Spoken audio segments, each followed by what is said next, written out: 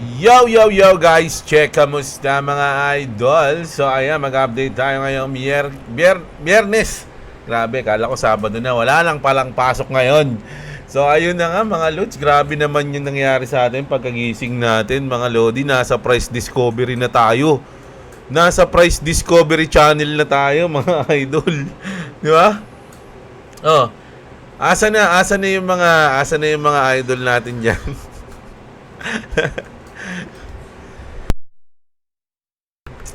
So kita nyo naman, Chrono 17%, marami tayong mga 2 digits ngayon. Player, oy, nangunguna, no? Yung mga ISO compliance coins ngayon, mga lods, medyo nasa unahan, no? Sila yung mga front runner, XRP, HBAR, IOTA, Ondo, Algorand, Cardano. Ayan, di ba? Pero grabe, no? Sumasabay din yung AVAX, Gala, Kaya, ayan, Kaya. Oh, Kaspa, Toncoins, Atom. Oh, yung XLM pa, oh, grabe. At ano yan, sa atin din yan, meron tayo niyan. Dogecoin. Grabe. Wala nang balita, mga lods eh. Kasi good news na to, mga idol eh. 'Di ba? Ang ibabalita natin nito ngayon eh, puro good news lang. Meron ba tayong mababalitang bad news ngayon kaya? Ano ba sa tingin nyo, mga idol? No? So, ayan ha, kung titingnan nyo yung ating chart ng ating XRP, basag na to, mga idol. So wala na tayong resistance, mga lodi. Wala na. Dito sa taas, wala na tayong pagbabasihan dyan. Wala na tayong chart na pagbabasihan. So price discovery na to, mga lodi. Wala nang resistance. Ang sa tingin ko, kung magkakaroon man tayo ng next na support, kung hindi etong 3.4, no, which is eto 3.6 pala, etong $3, no? Kung sa tingin ko lang to mga idol if ever man na bumalik tayo o bumuelo ulit tayo, ang pinaka-support na natin yan, it's either etong part na to na 3.4 nga to, mga lods, no? 3.4 etong $3. Ito na yung matibay na support na yan, mga lodi, etong $3 na yan, no? Pero malaki rin yung chance na dumire-diretso tayo sa loob ng 6 days. Tama ba? 6 days. Binasi lang natin yan dito, mga lods, dito, no? Kasi dito, umangat siya ng November 5 hanggang December 3. Tama ba? O, ilang days yun? Sabihin na natin isang buwan. No? Sabihin na natin isang buwan. O ngayon, dito tayo, June, July 1. O, sabihin natin July 1 tayo nag-start. No? So, mga August 1 yan. Nasaan yung August 1 natin? Bandang dito. Ayan, dito sa part na to. O, yan, mga ganito. Mga lods, so, kita nyo yan? So, pwede tayong umangat hanggang dyan. Sa August 1 na yan. August 1, dito. O, July, August. So, hanggang dito sa part na to. Pwede pa yan tumuloy-tuloy. Hanggang dyan sa August 1. Inaano lang natin tinitignan lang natin yung galaw nitong isang pag-pump, mga idol, no? Itong pag-pump na to. Na dito lang tayo bumase. So kung gagayahin niya kasi yan, pwedeng ganun din mangyari. Ganito kataas at ganito katagal. So umabot siya ng halos mga kumulang 1 month simula dito sa pagsimula ng start ng uptrend niya hanggang sa pinaka-high niya dito ng halos 1 month. So dito ganun din, no? Sabihin natin nasa July 1 tayo nag-start. So mga August 1 to, mga banda nga dito. So pwede, di ba? Nakita nyo ba? Yung kapal niya tsaka yung haba niya. Pwede rin gayahin niya yan, mga idol, no? So di ba? Grabe yan, no? Hanggang saan yan? $5. No, 5 to 6 to. Mga lods, no? 5 to 6 bago siya magkaroon ng consolidation katulad nito, no? And then lipad uli. Parang ganun yan, mga idol, no? Sa loob ng isang buwan uli o 2 months. Ganun din mangyayari. So hold lang, mga idol, no? Be strong, mga lodi. Bye-bye. Hindi, joke lang. Grabe na no? Wala tayong news. Ang lupit na nito. Breakout na. So ito na. bago tayo mag-update mga idol, alam nyo na, paki-like lang ng video natin at syempre subscribe sa mga hindi pa nakasubscribe dyan mga idol. Ano pang hinihintay nyo kung gusto nyo ng ganitong content? Everyday news, everyday update sa mga trending news at global news natin at lalong-lalo na sa crypto news natin. So ayan ha. At syempre mega shoutout sa mga sumusuporta sa channel natin, yung mga nagjo-join sa ating memberships at sumusuporta sa channel. Nako po, napakamaraming salamat po. Na-appreciate po yan ni Jeblo ng taos puso mga idol, no? Kayo yung mga nagpapatibay, kaya nag-update talaga tayo ng everyday mga Lodi. Maraming salamat sa mga nagla-like din at nagko-comment. Saludo sa inyo. So ito na nga mga, hindi, bago tayo dun sa may good news ha, panoorin muna natin to, interesting to mga Lods bago tayo dun sa good news. Ito medyo nagkaroon ng chaos no, utter and complete chaos in the Senate Judiciary Committee. Democrats get up and walk out as Cory Booker yells at Chuck Grassley. The Republicans on the committee were quickly approving Trump's judicial nominee Emil Bob. So parang may ninomini kasi sila at ayaw ng mga Democrat. So nag-ano sila mga idol, no? Nag-walk out, nagkaroon ng violent reaction. So, tingnan natin. Why are you doing this?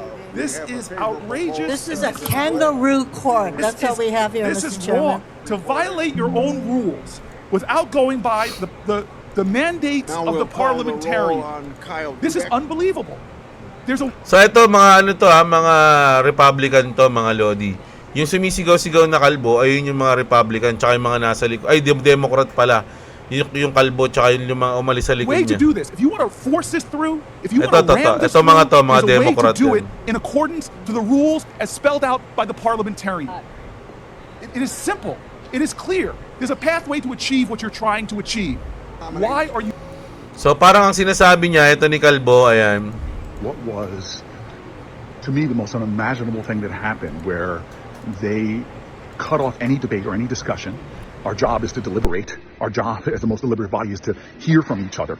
They cut off all debate, rammed through a vote on voting. People walked out as I sat there continuing to appeal to the conscience of my fellow senators who now are showing their willingness to just bow to Donald Trump's will, to be able to undermine this institution in order to do. So sila ayaw nilang magbow kay Donald Trump, no? Lalo na yung mga will ni Donald Trump, no? Senator Cory Booker is furious after Senate Judiciary Republicans ram through a Trump judicial nominee. Says he bravely stayed as the lone soldier while others walk out. They cut They cut off all debate, rammed through a vote. But when people walk out, as I sat there continuing to appeal to the conscience of my fellow senators who now are showing their willingness to just bow to Donald Trump's will, to be able to undermine its institution, this institution in order to do his bidding. To just bow to Donald Trump's will, to be able to undermine this institution in order to do his bidding. This was a day of shame for this committee. So ayun mga idol, no? Medyo mainit, no? Medyo nagkaroon ng mainit na bakbakan diyan sa committee na yan, mga Lods. Pero in other news, medyo goods to goods naman, mga Lods. Ito na. No, kung ayaw nyo kay Trump, bala kayo. Kami gusto namin. Kala mo, yun yung US citizen, no? Sabi dito mga idol, no? All three crypto bill have passed the House Clarity Act, no? Genius Act, and Anti-CBDC Act, at saka yung Clarity Act, mga idol, no? The Genius Act now heads to President Trump desk for signing tomorrow. Ito mga idol, mamayang gabi yan, mga Lods, no? Mga 9 p.m.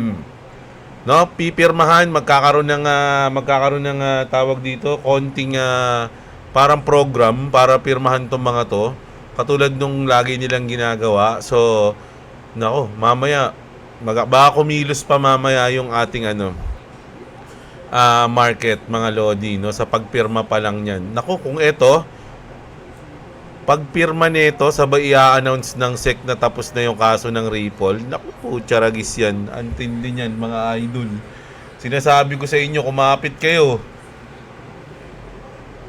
Kapag pinirmahan ni Trump yan, tas, di ba, alas 9 yun? O sabihin natin hanggang alas 10, nagkaroon sila ng program. O parang press conference na pipirmahan nila yung mga batas na yan. Tapos after nung program na yun, biglang magpo-post yung SEC na we are now announcing that the case, the 4-year case, o ilang taon na ba yun? No? Ang ilang taong kaso laans na naganap sa SEC at sa Ripple ay nagwawakas na ngayon. Tapos na, malaya na at kumapit na kayo, sabi ng SEC. Grabe to. Nako, hintayin natin yan mamaya mga idol. Isasabay nila yan syempre sa Crypto Week. Ano sa tingin nyo mga idol? Sasabay ba nila? Ako sana isabay nila mga lods, no? Pero sa mga good news na ito, mga idol, meron pang isang good news. Ito. The White House has announced the President Trump support a tax exemption for small cryptocurrency taxes, mga lodi. So, ito na nga. Sabi ko sa inyo mga idol, etong yung tatanggalin yung tax sa mga US coin-based na crypto. Parang hindi nyo masyadong naiisip pero napakalaking bagay niyan mga idol. Kasi pwedeng gamitin yung mga yan ng mga... Kasi kung ikaw businessman ka, ayaw mo na natataksan ka, lahat naman ayaw nila di ba? So gagamitin mo yung mga yan. Yung iba baka lumipat pa ng US para dito mag-business, para lang mapakinabangan o magamit yung full potential ng mga coins na yan para hindi sila mataksan. Isipin nyo yun mga idol Isipin nyo yun, malupit yun mga idol, no? Kaya yung mga US coins na na hindi matataksan, baka magliparan yung mga yan mga lodi. Baka lang wala akong sinasabi.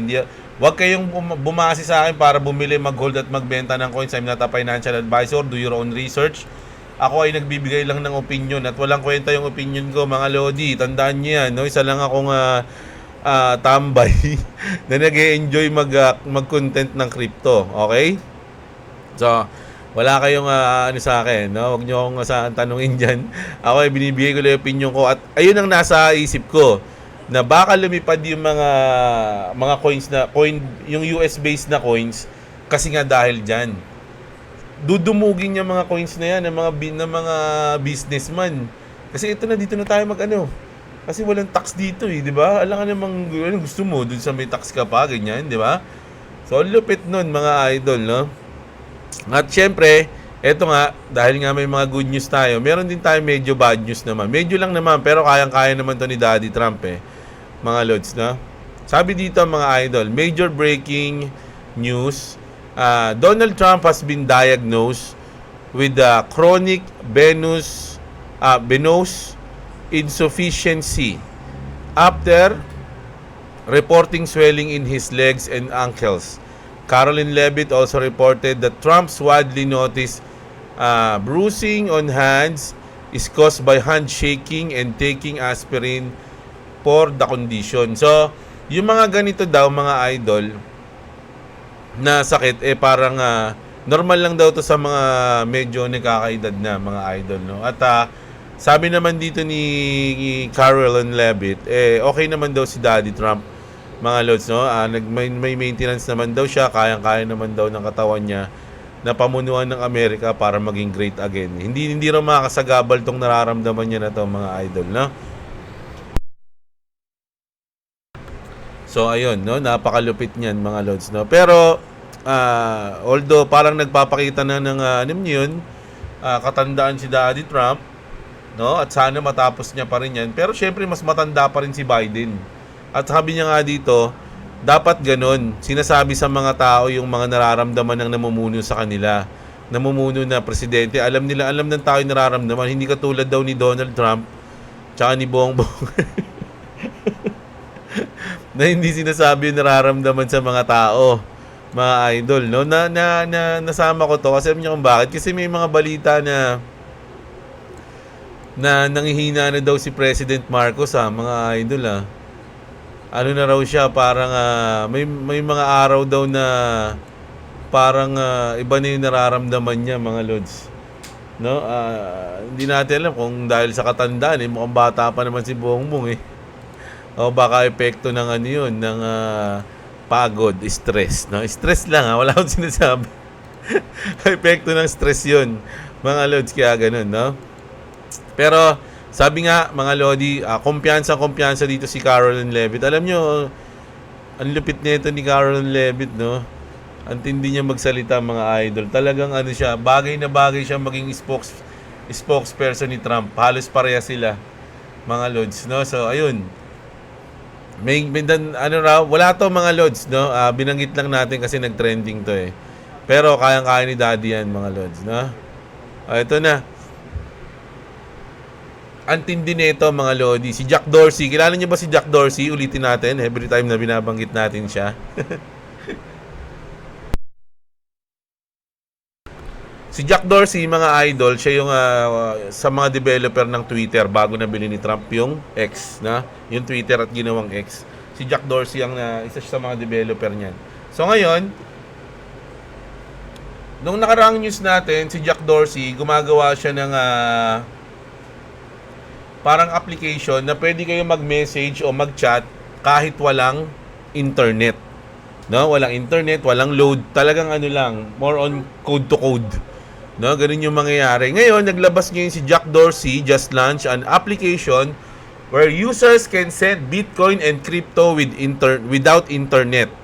Mga idol, no? So isipin nyo kahit walang internet, basta magkatabi kayo, mga Lodi, pwede kayong magpalitan o mag-trade ng crypto. No, ganun yan, mga idol, no? So, ang tindi niyan, mga Lods, na si Jack Dorsey yung na ganun yan. So, napakaganda ng ginagawa niya ngayon, mga Lods, no? Isipin nyo, kahit wala internet, di ba? Pwede kayong mag-trade. O, pre, ano tayo? Bayaran kita sa utang ko, ha? Kano ba utang ko sa'yo? 0.01 lang, idol, na Bitcoin. O, tapos babayaran. Hindi, wala akong load. Hindi, okay lang yan. Gamitin natin tong app na to. O, yun na. No, masisend na sa'yo. At may kita mo. O, ganyan, no? O, di ba? So, ang lupit, di ba, mga idol? So, ito naman. SEC chairman speaks out. The crypto bill is advancing fast. No CBDCs? Why? Sabi dito, we are not ready to give that kind of power to the Fed. Sabi dito ni Paul Atkins, mga idol, no? Big moves brewing in DC. XRP, Bitcoin, and the whole market is watching, mga Lods, no? So, grabe, alam niyo, mga Lodi, pinatunayan ng administrasyon ni Trump na etong week na to is crypto week talaga, mga Lods, no? Isipin niyo, mga idol, etong market cap natin is 4 trillion na. Kanina nasa 3 lang to, So ngayon 4 trillion na, positive 1 lang yan. Alam nyo, nung positive 0.1, alam nyo nung bull market, nung pumasok ako ng bull market, nakikita ko tong positive dito, mga Lodi, pinakamababa yung 15% every day. 15%. Tapos kinabukasan may kita mo 25% plus, tapos ang pinakamataas ata nakita ko doon 47 eh. Ito buong market cap na 'yon, mga Lodi. No, tapos biglang ngayon isipin niyo nasa maliliit pa lang Mga idol 0.1. Isipin niyo pag umangat na pagising niyo nasa 30% yan, 20, kahit mga nasa 20% lang. 'Di ba? Ang lupit nun, mga idol. Grabe rin si Solana, Grabe si XRP, sa 7 days, 42%, Sino pa? May nakita ako H-bar, XLM pala. XLM, 65%, Grabe, tis. H-bar, 46 din, mga Lodi. Dogecoin, 19 lang, ISO talaga, yung mga ISO, yung mga umahataw ngayon. Mga idol. Sila, na binabanggit natin sa inyo yung mga ISO coins, Kronos din, mga Lodi. Sabi ko sa inyo, kaya bumili ako ng Kronos na nakaraan, Sakto yung bili ko, mga idol. Ayan, 28%. Saan na tayo? Eto, si Brad Garlinghouse. Kasi nga, napasa na, The Genius Act passed 308-122. The last major financial regulation bill was passed 15 years ago in response to the 2008 financial crisis. Ayun daw yung pinakahuling financial regulation bill. Sipin nyo, 15 years ago pa yun. Ngayon, tomorrow, sabi niya, the signing of the Genius Act cements the US futures in being a leader in true innovative financial technology stablecoins, no? This moment is a historic one, and I, for one, am looking forward to all that to come as a result of this transformational legislation. Thank you to the bipartisan leaders that got it done. So, ito daw yung mga yan, no? Mga Lodi, tinag niya. Sila Chiquito, sila Gemma. Ayan. Diba, isipin nyo mga Lodi, 15 years ago, 2008, which is ito yung yung financial crisis, no? Ayan yun. Kaya nagkaroon ng financial regulation bill dahil noong 2028 sa financial crisis. Ngayon, nagkaroon tayo ng Genius Act. Alam nyo ba kung gaano ka tumaas yung market simula noong 2028? Kung isusuman nyo yun simula 2028, tas imagine kung ganun din mangyayari simula ngayon. I can't imagine. Sabi nga sobrang tindi nito mga Lodi. Ang swerte ng mga nandito ngayon sa panahon na to, mga idol. Kahit sino man kayo o kahit anong coins yung hinahawakan nyo, basta nasa crypto kayo, sa tingin ko, mananalo kayo ngayon cycle mga Lodi. Ayun lang yung sa akin This is the most simple bull case for XRP in that no one is talking about. Retails is priced out of BTC and Ethereum kasi nga mataas na daw. So, new retail investors will buy XRP. Why XRP? Pwede namang iba. Pwede namang Doge. Pwede namang ganito. Pwede namang ganyan. Bukod sa number 3 kasi yung XRP, XRP is the third largest cryptocurrency by market cap. Yet, trades at just 2.20 lang dollar. Tignan niyo kasi yung presyo ng mga katabi niya, mga idol. Di ba? Tignan niyo yung presyo ng Bitcoin. 6 million. Ethereum 200,000. Tapos pagdating kay XRP 200 pesos lang. Sumunod niyang katabi 42,000. 10,000 yung Solana. Puro stable coin na to Tapos, top 8 na yung Doge, di ba? Grabe. May umubo talaga ako ngayon. Top 8 na yung Doge, mga Lodi. So, malayo sa, kumbaga, eto sa mga katabi sa top 5, hindi, wag kasi 1, 2, tama. Sa top 5 coins, mga Lodi, which is Bitcoin, Ethereum, XRP, BNB, tsaka Solana, sila yung top 5.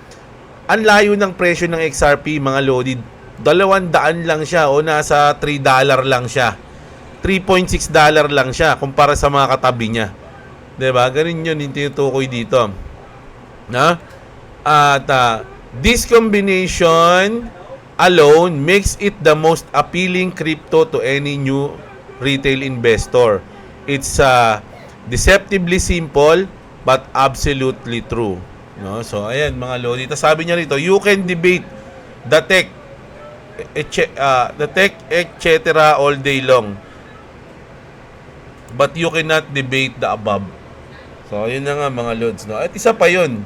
Ito sa mga top 5 na to mga Lodi. Sa tingin nyo, ano yung pinakamagandang tech na pwede gamitin sa 5 na yan na sobrang tataas ng presyo?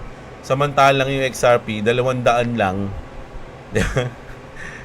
Tingnan mo, yung pinakamababa sa 5, yung pinakamababa sa 4 na mataas na to, 42,000, parang butal lang siya. 42. Wala pala siyang butal. Kala ko butal. 2,000 pala yun. Taragis yan, 200 lang pala yung XRP. So, ayun, isipin nyo yun, mga Lods, Tapos, kilala nyo ba si Dave Portnoy, mga Lodi? Ito si Dave Portnoy, no? Si Dave Portnoy, mga Lodi, sikat to kasi nahuli siya sa Bitcoin. No? Nahuli siya, kumbaga, bumili siya ng Bitcoin, tapos binenta niya ng maaga, tapos lumipad yung Bitcoin, nagsisi siya. Meron siyang podcast mga Lodi, na sabi niya, wala na, nahuli ako. Singsisi siya nun.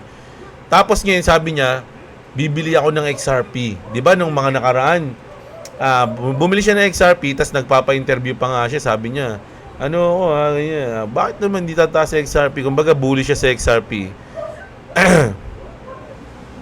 Ngayon, ang chupol niya, mga lods. Alam niyo kung bakit? Ginawa niya ulit yung ginawa niya sa Bitcoin. Which is nagbenta siya ng maaga. Sabi dito, I sold my XRP 2 weeks ago. No further comments at this time. I'm getting ready to go to bed. And I can't lie to my people. I have a confession. I sold XRP when it went up to 240 because the guy 240? Ang layo pa nun, mga lodi. Dito sa part na to. Ayan. Dito, mga idol. Naku, nainip siya. Yung pa-breakout pa lang. Alam niyo yung pa-breakout pa lang. he told me to buy it, told me that I should sell it. I sold XRP when it went up to 240 because the guy who told me to buy it told me that I should sell it because he thought Circle would compete with him. He was unhappy with it. It's up 60% since I sold it, and I would have made millions, and I want to cry, and I don't know how to do it anymore. Even though I was like the leader of the XRP army. Ayun, tama yun. Naging leader pa nga siya ng XRP Army kasi bino-voice out niya XRP, di ba? Tapos biglang binenta niya agad yung sa kanya. Ano ba naman yan? It's up 60% since I sold it, and I would have made millions, and I want to cry, and I don't know how to do it anymore.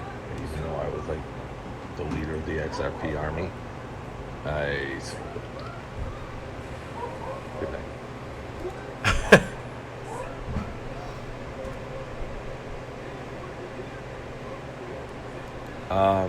I'm getting ready to go to bed, and I can't lie to my people. So, ayun na. Mga lods, no? So, huwag kayong maging siya. Pinaka-chupol na move ginawa niya, mga idol, no? Imagine kung ngayon siya nagbenta, baka doble pa yung naging niya. Kaya lang hindi eh. So, may mga ganito, mga lodi. Ayun yung lamang ng mga holders mga lodi, no? Isipin nyo, lamang na kayo ngayon sa kanya, mga hindi nagbenta. 'Di ba? Kasi, kung nagbenta siya ng 240, kayo hindi, kapag humabol siya sa XRP uli, hindi niya, ang presyo na ng XRP na mabibili niya is $300 plus na. Ay, $3 plus na. Doble na nung niya, kasi 2.4 siya 2.4 Eh, 3.6 na Ngayon, 3.6 na. So, mahal na niya na mabibili yung XRP niya, hindi katulad nyo na mura nyo nabili at hinold nyo lang. 'Di ba? So, sa mga crypto, ganun talaga yung mga nangyayari na kahit na meron ka malaking asset, pwede ka matalo dahil sa mga maling decision mo. 'Di ba? So, yan mga lodi, pag-aralan niyo yung ganyan. Maganda magkaroon kayo ng strategy. At kung magte-take profit man kayo, tanggapin niyo na. Halimbawa, nag-take profit kayo ng ganitong price, tapos tumaas lang ng konti, okay na yun. At least profit kayo. Huwag nyo nang paghisiya, huwag nyo nang habulin. Kasi doon na kayo nag-decide Abangan nyo na lang siguro na bumagsak ulit kung gusto nyo. Doon kayo bibili sa mas mababa doon sa tinake profitan nyo. Ganun. 'Di ba? So, ayun yung matinding news natin. So, ito naman, mga lodi, itong news natin na to, kung sino man nakapanood nito, mga lodi, scandal to, mga idol, no? Sa nag-trending kasi to, mga idol Tindi nito, ang chupol kasi. Ito concert to ng Coldplay. Mga lods, no? Concert siya ng Coldplay. So, yung vocalista ng Coldplay naghahanap ng mga something na bago niya kantahin yung kanta, maghahanap siya ng mga parang lovers, ganun. So, natutukan ng camera tong dalawa na to. Yeah. Oh, look at these two. All right, come on. You're okay? Oh, what? Either they're having an affair or they're just very shy. So, ang nangyari, mga lodi, ang natutukan niya hindi mga normal na tao na nagkakaroon ng affair sa isa't isa. Mga idol, no? Ito is mga sikat na tao, no? Coldplay accidentally exposed an alleged affair between astronomer CEO Andy Byron and his colleague Christine Cabot at one of their recent concert. So, eto yung bumasyo sa kanila, mga lodi. Dahil dito sa concert na to, nalaman na merong affair yung dalawa. Kamalas naman. Ito nga, oh, ayan. Ito yung ibang kuha to ha. Ibang kuha, mga lods. Oh, look at these two. All right, come on. You okay? Uh-oh, what? Tapos ito, kasamahan nila yan. Ito, kasamahan din nila sa trabaho yan, mga lodi. No? Sabi nga dito, the married CEO, former astronomer employee accuses CEO Andy Byron of being toxic, says former employees are cracking up over the video, according to the New York Post. The married CEO was caught on the big screen with the company HR chief at a Coldplay concert. The next group and claims of a former employee are like everybody slapping their ass off and enjoying the hell out of what happened and him getting exposed. A source told the New York Post, no? Byron was also accused of having a reputation of being toxic and aggressive, according to the source who spoke with Post. Tapos mga eto, katrabaho din nila yan.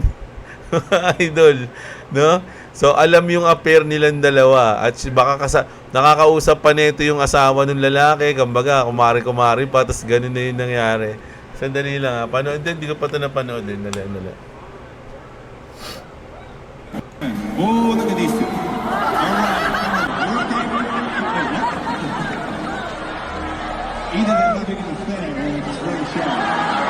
Sabi niya kasi, either they're having an affair or they're very shy. I'm not quite sure what to do.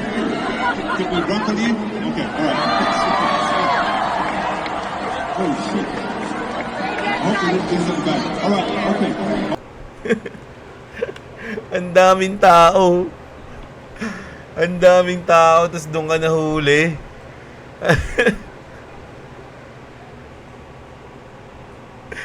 Grabe yun mga idol the worst, yun? The worst scenario na mahuhuli ka sa karamihan ng sa tao concert, no? Yung punong-puno yun tao, tapos doon ka pa mahuhuli. So, ito na. Mga lods, no? Yung asawa niya na, so ito na mga idol, no? Yung astronomer wife dropped his last name from her social media profile after his alleged affair with head of HR was exposed at Coldplay concert. So yung asawa na itong lalaki, wala na yung pangalan niya kasi Byron, di ba? So tinanggal niya yung Byron sa kanyang profile. Malamang magdi-divorce na to. Mga lodi, grabe naman yung nangyari. Ano yung worst talaga yun? Worst scenario yun. Mga idol, no? Ito yun, no, mga lods, oh. Sabi rito, parang an example. Hindi ko alam kung ito yung kasi parang, ayan, oh. Ito ata yung, yung asawa, eh. Sabi dito, Ma'am, how did you get so rich? Your dad, a huge HR lady. Your dad, huge, tama ba? Ay, hug pala, sorry. Your dad hugged an HR lady at Coldplay concert and I got 50% from the divorce. So, ayun mga lods, no? Ito ata yun. Grabe, ang ganda naman ng asawa niya. Kung ayan yun, ha?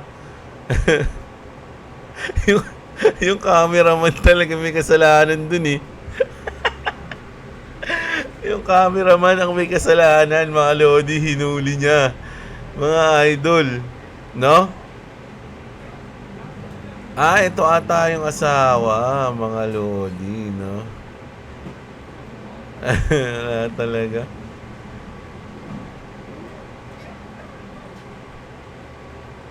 Ayan, no? Pero ang alam ko,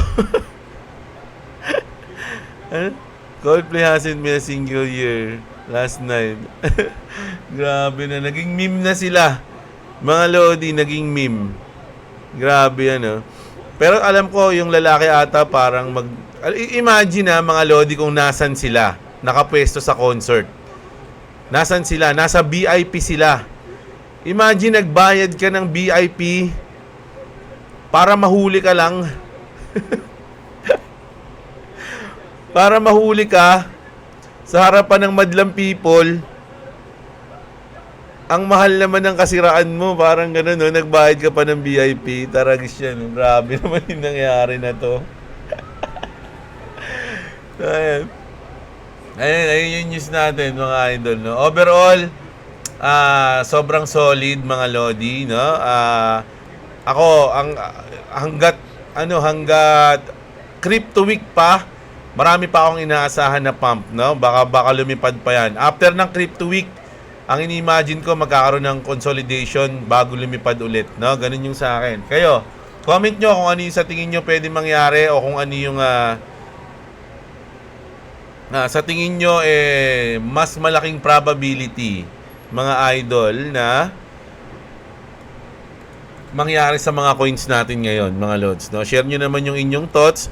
So mamayang gabi, kita-kits tayo. Mamayang gabi na tayo magbabasa ng comment, mga idol, no? Love you all. Salamat sa lahat sa nagko-comment at nag-subscribe, at syempre sa mga sa atin, super thanks, at syempre nag-join sa ating membership, no? Sobrang saludo sa inyo. Sana lagi nyo na-enjoy yung video ni Diablo everyday.